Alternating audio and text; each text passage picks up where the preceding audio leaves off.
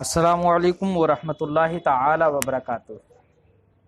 جامع رضویہ منظر اسلام کے on line سبق میں آپ کا خیر مقدم ہے۔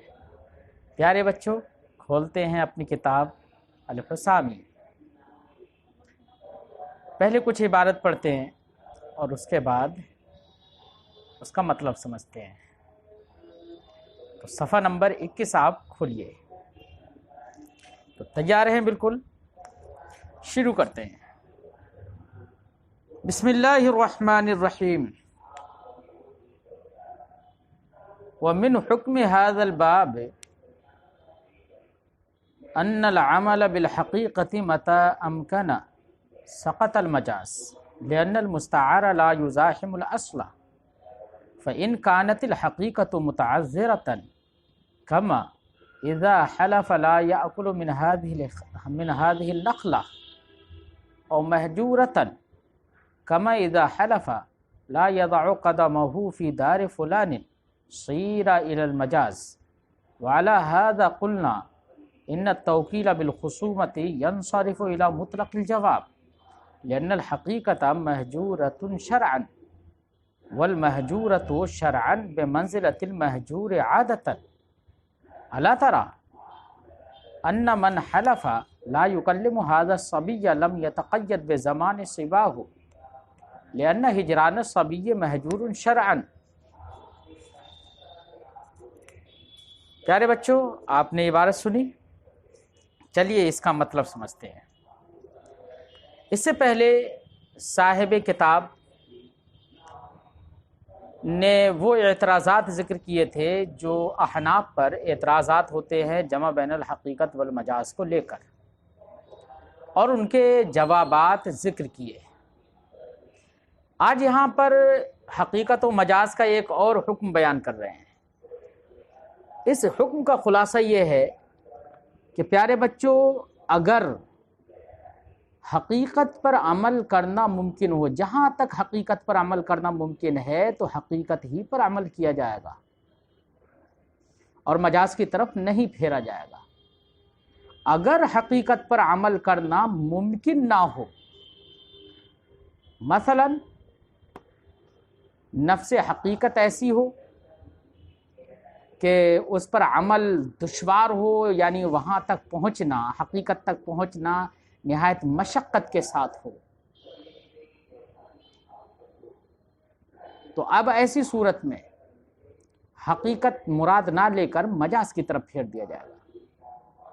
یا حقیقت مہجورہ ہو، یعنی عرفاً اور عادتاً لوگ اس کو مراد نہ لیتے ہوں، لوگوں نے مراد لینا چھوڑ دیا ہو، یعنی اگرچہ حقیقت تک پہنچنا آسان ہو لیکن عرفاً لوگ اسے چھوڑ چکے ہوں، تو ایسی مہجور حقیقت کے مہجور ہونے کی صورت میں بھی اس کو مجاز کی طرف پھیر دیا جائے گا۔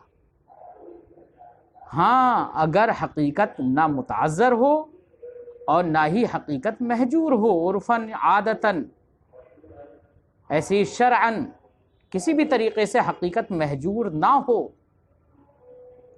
تو چونکہ جب حقیقت مہجور ہی نہیں ہے، اس پر عمل ممکن ہے، تو اب ایسی صورت میں حقیقت ہی کو مراد لیا جائے گا، اسی پر عمل کیا جائے گا اور مجاز کی طرف نہیں پھیرا جائے گا۔ کیوں؟ اس لیے کہ بچوں، آپ جانتے ہیں حقیقت نام ہے لفظ کو اس کے معنی موضوع لہو میں استعمال کرنے کا۔ لفظ معنی موضوع لہو میں مستعمل ہے تو حقیقت ہے، اور معنی غیر موضوع لہو میں مستعمل ہے تو مجاز ہے۔ تو حقیقت معنی موضوع لہو میں لفظ مستعمل ہے تو وہ تو اصل ہے، اور معنی غیر موضوع لہو کی طرف پھرنا یہ اس کی فرع ہے، اور کوئی بھی فرع اصل کی مزاحم نہیں ہوتی ہے۔ اس لیے حقیقت پر جہاں تک ہو سکے عمل ممکن اگر ہو تو حقیقت ہی پر عمل کیا جائے گا۔ اگر حقیقت کہیں متعذر ہو یا مہجور ہو تو ایسی صورت میں ہی مجاز کی طرف پھیرا جائے گا اسے، اور ہم مجاز کی طرف پھریں گے۔ تو یہ خلاصہ ذہن میں آ گیا بچوں آج کے حکم کا، کہ حقیقت و مجاز کا ایک حکم یہ بھی ہے۔ اسی کو صاحب کتاب نے پیش کیا ہے، فرماتے ہیں وَمِنْ حُکْمِ هَذَا الْبَابِ، حقیقت و مجاز کے باب کا ایک حکم یہ بھی ہے کہ ان العمل بالحقیقت متی امکنا، حقیقت پر عمل کرنا جب ممکن ہو، متی امکنا فرما رہے جب ممکن ہو حقیقت پر عمل کرنا، سقط المجاز، تو اس وقت مجاز ساقط رہے گا، یعنی مجاز کی طرف لفظ کو نہیں پھیرا جائے گا۔ کیوں؟ وجہ لأن المستعار، کیونکہ مجاز تو مستعار ہوتا ہے نا، اس کی طرف استعارہ ہوتا ہے لفظ کا کسی علاقے کی بنا پر، مجاز کی طرف کسی علاقے کی بنا پر پھرا جاتا ہے، تو لفظ کو اس سے معنی غیر موضوع لہو کے لیے مستعار کیا جاتا ہے، ادھار لیا جاتا ہے، وہ لفظ اس کے لیے موضوع نہیں ہے، تو مستعار بول کر مراد ہے وہی فرع اور وہی مجاز۔ لأن المستعارہ، کیونکہ مستعار جو کہ فرع ہے، لا یزاحم الاصل، وہ اصل کے مزاحم نہیں ہوتی ہے، تو جب تک حقیقت پر عمل ممکن ہو حقیقت ہی مراد ہوگی، مجاز ساقط رہے گا۔ ہاں اگر حقیقت متعذر ہو یا محجورہ ہو تو ایسی صورت میں مجاز کی طرف پھیر دیا جائے گا اسے۔ وہی فرماتے ہیں فَإِنْ كَانَتِ الْحَقِيقَةُ مُتَعَذِّرَةً، تو اگر حقیقت متعذرہ ہو، متعذرہ ہونے کا مطلب ہم نے کیا بتایا تھا کہ نفس حقیقت تک پہنچنا دشوار ہو، کہ اگر حقیقت پر عمل کیا جائے تو نہایت دشواری ہو، تو اسے ایسی صورت میں حقیقت کو متعذر کہیں گے، اور محجور اس صورت میں کہیں گے کہ حقیقت تک پہنچنا تو آسان ہو، متعذر تو نہ ہو، کوئی مشقت نہ ہو حقیقت کے مراد لینے میں، لیکن یا حقیقت پر عمل کرنے میں کوئی دشواری نہ ہو، مشقت نہ ہو، لیکن لوگوں نے عرفاً لوگوں نے اس کو چھوڑ دیا ہو، عادتاً اسے چھوڑ دیا ہو، حقیقت لوگ مراد نہ لیتے ہوں، تو ہے وہ محجورہ۔ تو محجورہ و متعذرہ کے درمیان فرق سمجھ میں آ گیا کہ متعذرہ میں حقیقت پر عمل دشوار ہوتا ہے یا حقیقت تک پہنچنا دشوار ہوتا ہے، اور محجورہ میں حقیقت تک پہنچنا دشوار نہیں، آسان ہوتا ہے، لیکن لوگوں نے اسے چھوڑ دیا ہوتا ہے۔ اسی کو صاحب کتاب فرماتے ہیں فَإِنْ كَانَتِ الْحَقِيقَةُ مُتَعَذِّرَةً، تو اگر حقیقت متعذرہ ہو، دشوار ہو، کما اذا حلف لا یأکل من هذه النخلہ، جیسے کہ کسی نے قسم کھائی کہ وہ اس نخلا سے نہیں کھائے گا۔ نخلا کسے کہتے ہیں بچوں؟ نخلا کہتے ہیں کھجور کے تنے کو، جو لکڑی ہوتی ہے نا اسے نخلا کہتے ہیں۔ کسی نے قسم کھائی کہ میں اس کھجور کے تنے سے نہیں کھاؤں گا، تو تنا لفظ بولا، نخلا لفظ بولا اس نے، تو ظاہر بات ہے نخلا تنا جو ہے وہ تو ایک لکڑی ہے نا، تو اب لکڑی کا کھانا تو بڑا متعذر ہے، دشوار ہے، آدمی مرض میں علاج کے طور پر کھا تو لیتا ہے اس کو پیس کر یا کسی بھی طریقے سے، لیکن ہے تو بہت دشوار، بہت مشکل ہے، تو یہاں پر حقیقت متعذر ہے، تو جب حقیقت متعذر ہے تو اب یہاں پر اس کو مجاز کی طرف پھیر دیا جائے گا، اور مجاز کیا مراد ہوگا کہ اگر وہ درخت پھل والا ہے تو یہ ہوگا کہ اس کی قسم ہوگی ثمر سے متعلق، یعنی میں اس کے پھل نہیں کھاؤں گا۔ اب اگر پھل کھا لیتا ہے تو حانث ہو جائے گا، اور اگر پھل والا نہیں ہے وہ درخت تو اس کی ثمن مراد ہوگی، قیمت مراد ہوگی، لہذا اگر اس پیڑ کو بیچ کر اس کی ثمن کھا لی تو ایسی صورت میں وہ حانث ہوگا، کیونکہ حقیقت متعذر ہے، حقیقت تو مراد نہیں لی جا سکتی، لیکن یہ ہوگا اسی وقت حقیقت متعذر ہو تو مجاز کی طرف پھیریں گے۔ ہاں یہ اس صورت میں ہے جبکہ وہ حقیقت کی نیت نہ کرے، لیکن اگر اس نے حقیقت کی نیت کر لی تو قسم اس کی نیت کے مطابق ہوگی۔ فرماتے ہیں فَإِنْ كَانَتْ الْحَقِيقَةُ مُتَعَذِّرَةً، تو اگر حقیقت متعذرہ ہو، کما اذا حلف لا یأکل من هذه النخلہ، جیسے کہ کسی نے قسم کھائی کہ وہ اس نخلا سے نہیں کھائے گا، کوئی یہاں پر ایک اعتراض کر سکتا ہے، اعتراض یہ کر سکتا ہے کہ جس پر قسم کھائی جا رہی ہے وہ ہے عدم اکل نخلا، یعنی نخلا کا نہ کھانا. تو نہ کھانا تو کوئی مشکل نہیں ہے نا، کھانا مشکل ہے، نہ کھانا مشکل نہیں ہے بھائی. تو پھر یہاں پر حقیقت متعذر کیسے ہو گئی؟ جواب اس کا یہ ہوگا کہ دیکھیے قسم جب نفی پر واقع ہوتی ہے، نفی پر وارد ہوتی ہے، یہاں پر نفی کیا ہے؟ لا یاکل نفی ہے، اسی پر قسم وارد ہے اذا حلف لا یاکل. تو لا یاکل پر قسم واقع ہے، تو یمین اور قسم جب وارد ہو نفی پر تو ایسی صورت میں مقصود جو ہوتا ہے ایسے کلام سے وہ ہوتا ہے فعل منفی سے اپنے آپ کو روکنا. کیا مقصود ہوتا ہے؟ فعل منفی سے اپنے آپ کو روکنا. اور فعل منفی کیا ہے؟ نفس فعل ہے عقل، تو عقل کی نفی کی گئی ہے نا. تو فعل منفی کیا ہوا؟ عقل ہوا، کھانا. ارے لا یا عقلوں میں نفی کس کی ہے؟ عقل کی ہے نا. تو جب قسم واقع ہو نفی پر تو مقصود ہوتا ہے فعل منفی سے اپنے آپ کو روکنا. اور یہاں پر فعل منفی جو ہے جس فعل کی نفی کی جا رہی ہے وہ ہے عقل، کھانا. تو کھانا تو متعذر ہوا نا، اس لیے شبہ میں نہ پڑا جائے، یہ ذہن میں رہے کہ قسم جب بھی قسم جب بھی نفی پر وارد ہو تو وہاں پر مقصود ہوتا ہے فعل منفی سے روکنا. اور فعل منفی یہاں پر عقل ہے، عقل ہی کی تو نفی کی جا رہی ہے، تبھی تو وہ فعل منفی ہوا اور وہ عقل متعذر ہے. بہرحال حقیقت جب متعذرہ ہو تو مجاز کی طرف پھیرا جائے گا. ہاں اگر حقیقت کی نیت ہو تو پھر نیت پر عمل کیا جائے گا. او محجورتن، یا حقیقت محجورہ ہو، محجورہ چھوڑ دی گئی ہو. کما، چھوڑنے سے مراد کیا ہے؟ عرفن، عادتاً اسے چھوڑ دیا گیا ہو، یعنی اس تک پہنچنا تو ممکن ہو، حقیقت تک پہنچنا ممکن ہو لیکن لوگوں نے اس کو چھوڑ دیا ہو اور وہاں پر مجاز مراد لیتے ہوں لوگ. جیسے اذا حلف لا یضع قدمہ فی دار فلاں، جیسے کہ کسی شخص نے قسم کھائی کہ وہ فلاں کے گھر میں اپنا قدم نہیں رکھے گا. تو قدم نہ رکھنا یہاں پر حقیقت یہ ہے، دیکھو قدم رکھنا، وضع قدم جو ہے نا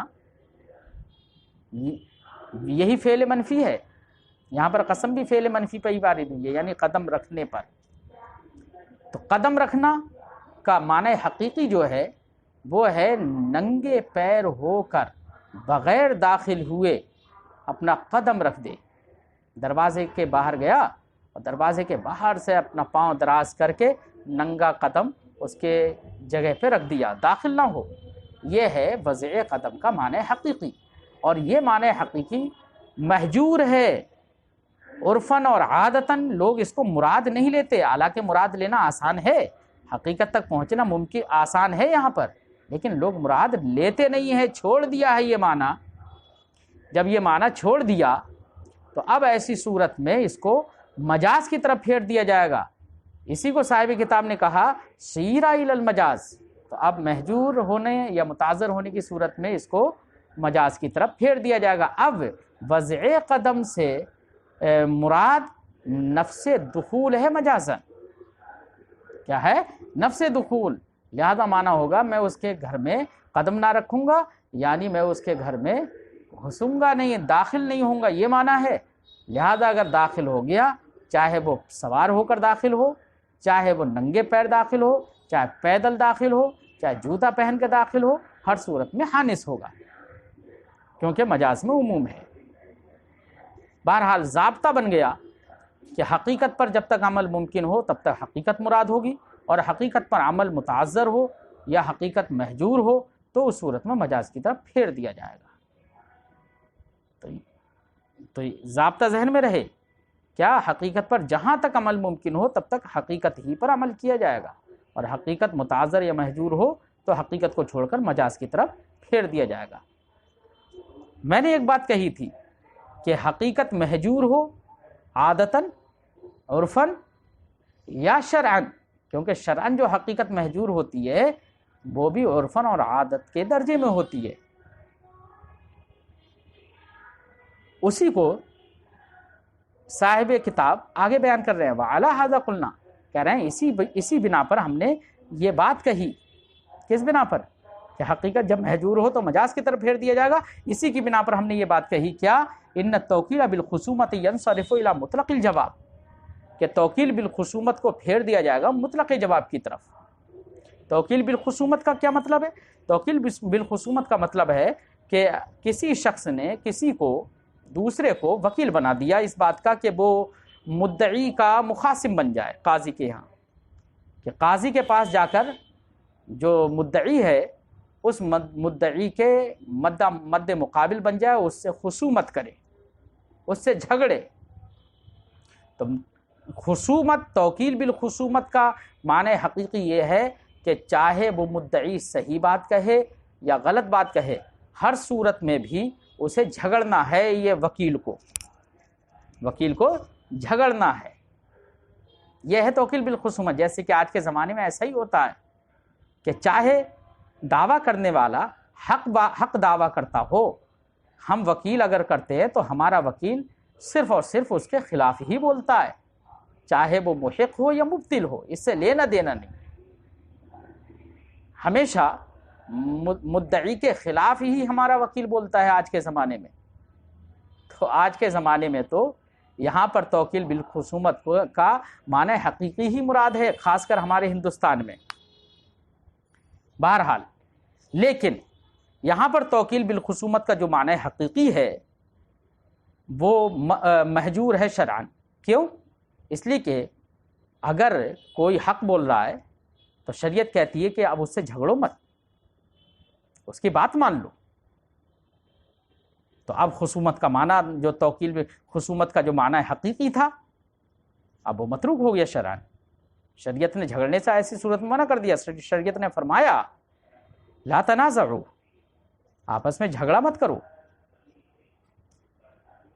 اسی کو صاحب کتاب نے فرمایا اب جب شرعاً محجور ہو گیا یہ، تو اب اس کے توکیل بالخصومت کی جو حقیقی معنی تھے وہ چھوڑ دیے گئے اور مجاز کی طرف پھیر دیا جائے گا۔ اور مجاز کیا ہے؟ مطلق جواب،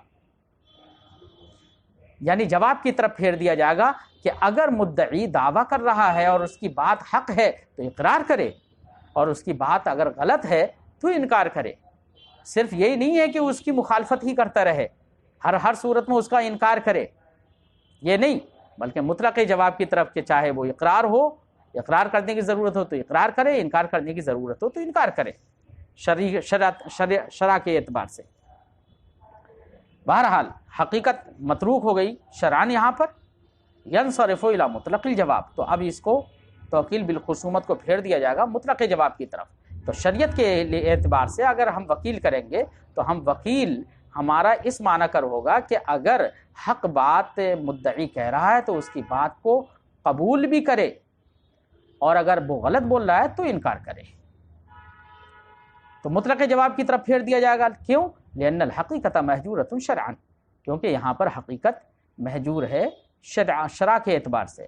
والمحجورۃ شرعا بمنزلۃ المحجور عادۃ، اور شرعاً جو محجور ہو وہ ایسے ہی ہے جیسے کہ عادتاً محجور، عادتاً محجور کے درجے میں ہے، اور عادتاً اگر حقیقت محجور ہو گئی تو اب ایسی صورت میں مجاز کی طرف پھیرا جاتا ہے، جیسے کہ ماقبل میں ضابطہ پڑھ لیا۔ لہذا شرعاً محجور ہونے کی صورت میں بھی اس کو مجاز کی طرف پھیر دیا جائے گا۔ اسی لیے توکیل بالخصومت میں ہم نے کہا کہ اس کو مطلق جواب کی طرف پھیر دیا جائے گا۔ بات سمجھ میں آ گئی بچوں؟ الا تری ان من حلف لا یکلم ھذا الصبی سے اس بات کی تائید پیش کر رہے ہیں کہ شرعاً جو محجور ہوتا ہے وہ عادتاً محجور کے درجے میں ہے۔ کیا ہے؟ عادتاً محجور کے درجے میں ہے۔ تو آگے ایک ایسی مثال پیش کر رہے ہیں کہ شرعاً وہ محجور ہے اور عادتاً بھی محجور ہے، لوگ اسے عادتاً بھی چھوڑے رکھتے ہیں۔ اس کے تائید کے طور پر اگلے کا مسئلہ پیش کر رہے ہیں اگلے والا۔ فرماتے ہیں الا تری، کیا آپ نہیں دیکھتے، ان من حلف، کہ کسی شخص نے قسم کھائی، لا یکلم ھذا الصبی، کہ وہ اس بچے سے بات نہیں کرے گا۔ ھذا الصبی معرف ذکر کیا ہے، ذہن میں رہے، کہ وہ اس بچے سے بات نہیں کرے گا۔ تو الصبی کا معنی لغوی اور معنی حقیقی جو ہے لغت کے اعتبار سے وہ یہی ہے کہ جب تک اس کے اندر بچپنا ہو اس وقت تک بات نہ کرے، یہ تو معنی حقیقی ہے اس کا۔ اور معنی مجاز یہ ہے کہ ذات کی طرف اشارہ کر کے کہہ رہا ہے تو اس بچے کی ذات مراد ہو، یہ اس کا معنی مجازی ہوگا، بچپن سے لینا دینا نہیں، مطلقاً ذات مراد ہو۔ تو فرماتے ہیں کہ کسی شخص نے قسم کھائی لا یکلم ھذا الصبیہ کہ وہ اس بچے سے بات نہیں کرے گا، تو اب ایسی صورت میں لم یتقید بزمان الصبا ہو، اس کے بچپن کے زمانے کے ساتھ یہ قسم مقید نہیں ہوگی، لہذا بچپن کے زمانے میں بات کی تب بھی حانث ہوگا، اور بڑھاپے میں اور جوانی میں اگر جا کے بات کری تب بھی حانث ہوگا۔ کیوں؟ یہ کیوں؟ اس لیے کہ حقیقت مراد نہیں ہے حاضر صبی سے، کیونکہ معنی حاضر صبی کی حقیقت یہ تھی کہ بچپن کے زمانے کے ساتھ مقید ہو۔ بچپن کے زمانے کے ساتھ مقید کرنا اور اس میں بات چیت نہ کرنا یہ شرعاً محجور ہے، کیونکہ نبی کریم صلی اللہ علیہ وسلم نے بچوں پر شفقت اور رحم کرنے کا حکم فرمایا۔ نبی کریم صلی اللہ علیہ وسلم نے فرمایا لیس منا من لم یرحم صغیرنا ولم یعقر کبیرنا، وہ شخص ہمارے طریقہ کار پر نہیں ہے جو بچوں پر رحم نہ کرے، ان پر شفقت نہ کرے۔ دیکھیے سرکار دو عالم صلی اللہ علیہ وسلم نے بچوں پر شفقت نہ کرنے والے اور ان پر رحم نہ کھانے والوں پر کی مذمت فرمائی سرکار نے۔ ایسے لوگ ہمارے طریقہ کار سے نہیں ہیں، ہمارے طریقے پر چلنے والے نہیں ہیں۔ تو اس کا مطلب یہ ہوا بچوں سے بات چیت بند کر دینا، کہ یا ایسا بچوں کے ساتھ کام کرنا کہ جس سے ان کے ساتھ عدم شفقت یا عدم رحم کا سلوک ہو، تو یہ شرعاً محجور ہے، اور عادتاً بھی یہ محجور ہے بھائی۔ عرف میں بھی لوگ کہتے ہیں ارے یار بچے کے ساتھ ایسا کیوں کر رہے ہو، اور ہمارے ہندوستانی قانون کے اعتبار سے بلکہ پوری دنیا کے قانون کے اعتبار سے بھی یہی ہے کہ بچوں کے ساتھ سختی کا سلوک نہیں کیا جا سکتا۔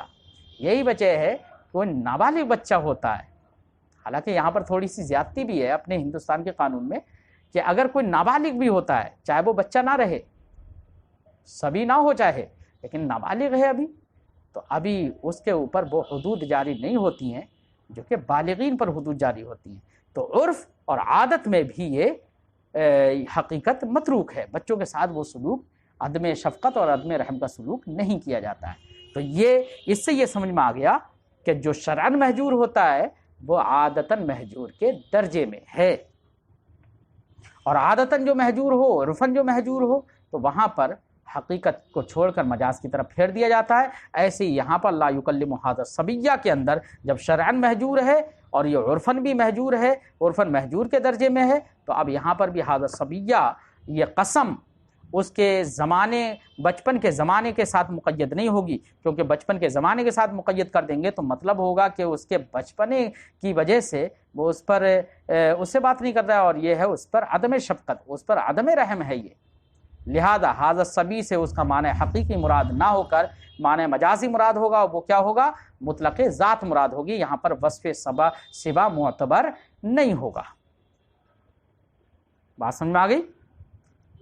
اس لیے یہاں پر مراد کیا ہوگی کہ میں اس ذات سے بات نہیں کروں گا، بچپن کے ساتھ مقید نہیں ہوگا، لہذا اگر بڑھاپے میں ہی بات کر لی تو حانث ہو جائے گا۔ بات سمجھ میں آ گئی؟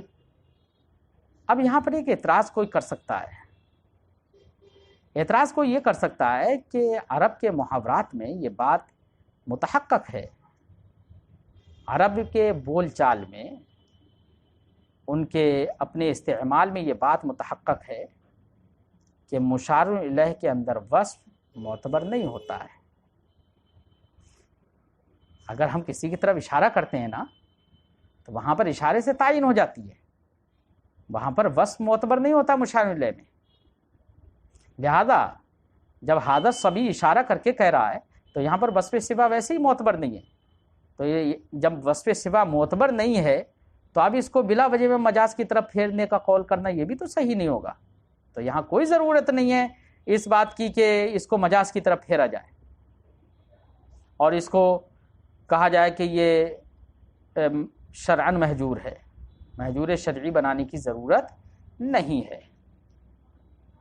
تو ویسے ہی ذات معتبر ہے. یہاں پر کوئی یہ اعتراض کرے تو جواب یہ ہوگا بچوں کہ ہمیں یہ تسلیم نہیں ہے کہ وصف مطلقاً معتبر نہیں ہوتا ہے مشار الیہ میں، بلکہ مشار الیہ میں وصف معتبر ہونے نہ ہونے میں تفصیل ہے.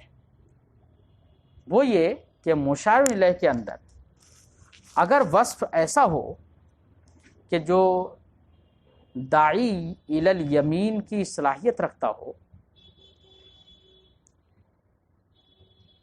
تو ایسی صورت میں ایک تو وصف وہ ہو کہ جو قسم کی صلاحیت ہی نہ رکھتا ہو، اور ایک وصف وہ ہو جو قسم کی طرف داعی ہونے کی صلاحیت رکھتا ہو. تو دو باتیں ہوئیں. کیا وصف اس وقت معتبر نہیں ہوتا ہے جبکہ وہ داعی الی الیمین نہ ہو، داعی الی الیمین بننے کی صلاحیت نہ رکھتا ہو. اور اگر وصف داعی الی الیمین بننے کی صلاحیت رکھتا ہے تو ایسی صورت میں وصف معتبر ہوگا. یہاں پر لا یکلم ھذا الصبیہ کے اندر یہ وصف ایسا ہی ہے کہ وہ صلاحیت رکھتا ہے داعی الی الیمین ہونے کی. کیوں؟ اس لیے کہ وصف سبا داعی الی الیمین بننے کی صلاحیت اس لیے رکھتا ہے کہ ایسا ہو سکتا ہے کہ بچوں سے بات چیت کرنا چھوڑا جائے، کیونکہ بچے ناسمجھ ہوتے ہیں نا، بچوں میں سلیقہ نہیں ہوتا ہے، بے ادب بھی ہوتے ہیں. تو ان کے بے ادبی اور ان کے سفاہت کی وجہ سے ان سے بات کرنا چھوڑ دیا جائے. تو ان کی سفاہت اور ان کے سوء ادب کی وجہ سے، اور یہ سوء ادب اور سفاہت ہے کیوں؟ ان کے بچپنے کی وجہ سے. تو اب ان کا وصف صبیان، وصف سبا ان کا اس بات کی صلاحیت رکھتا ہے کہ وہ آدمی کوئی ان کے سوء ادب ہونے کی وجہ سے، بچپن کی وجہ سے قسم کھائے کہ میں اس سے بات نہیں کروں گا. تو ترک کلام کی قسم کھانے کی صلاحیت یہ رکھتا ہے. تو اب یہاں پر لغت کے اعتبار سے وصف معتبر ہوگا. ہاں، لغت کے اعتبار سے وصف جب معتبر ہوا لیکن شرعاً محجور ہے، شرعاً اس کا اعتبار چھوڑ دیا گیا، جیسے کہ ماقبل میں آپ نے سمجھا. اس لیے شرعاً محجور ہونے کی وجہ سے یہاں پر مجاز کی طرف پھیرنے کی ضرورت ہے. اسے بات سمجھ میں آ گئی بچوں؟ آج ہم اپنی گفتگو یہیں پر ختم کرتے ہیں، کیونکہ اس وقت نماز کا وقت ہو رہا ہے، اذان ہونے والی ہے. گفتگو ختم کرتے ہیں، پھر اگلے سبق میں ملتے ہیں انشاءاللہ تعالی. السلام علیکم ورحمۃ اللہ تعالی وبرکاتہ.